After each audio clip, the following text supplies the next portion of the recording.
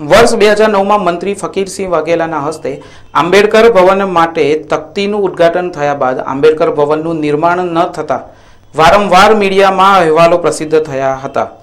અંતે આંબેડકર ભવનનું નવનિર્માણ કરી 10મી સપ્ટેમ્બરના રોજ ઉદ્ઘાટનનું મુહૂર્ત નીકળતાની સાથે જ નેતાઓએ બેનર પ્રદર્શન રોડ ઉપર કર્યું હોવાનું જણાઈ રહ્યું છે।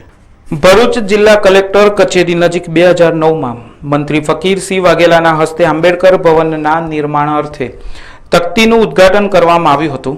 4 થી 5 વર્ષ સુધી તકતીની આસપાસ જાડી ઝાખરા ઉગી નીકળતા દલિતોની લાગણીઓ દુભાઈ હતી। વારંવાર આંબેડકર ભવનના નિર્માણ અર્થે જિલ્લા કલેક્ટરને પણ લેખિતમાં રજૂઆતો કરાઈ હતી।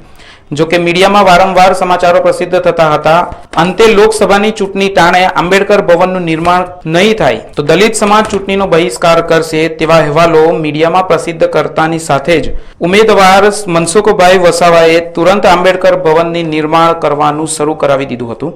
આંબેડકર ભવનના નિર્માણ બાદ ઉદ્ઘાટન 14મી એપ્રિલ 2015ના રોજ થનાર હતું। જો કે ત્યાં ઉદ્ઘાટન મોકૂફ રાખી 31મી ઓગસ્ટ કરાઈ હતી। જો કે તે પણ મુહૂર્ત સારું ન હોય તેમ આંબેડકર ભવનનું ઉદ્ઘાટન પુનઃ મોકૂફ રાખી 10/9/2015ના રોજ રમણભાઈ વોરાના હસ્તે ઉદ્ઘાટન કરવામાં આવનાર હોવાનું જાહેર થવાની સાથે જ કેટલાક રાજકીય નેતાઓએ આંબેડકર ભવન રૂટ ઉપર પોતાના પોસ્ટરવાળા બેનરો લગાડી જાણે બેનર પ્રદર્શન યોજ્યું હોય તેમ જણાઈ રહ્યું છે। 6 વર્ષ પ્રતીક્ષા બાદ ભરૂચ જિલ્લાના દલિતોને આંબેડકર ભવન મળશે અને તેનું ઉદ્ઘાટન મંત્રી રમણભાઈ વોરાના હસ્તે કરવામાં આવનાર છે।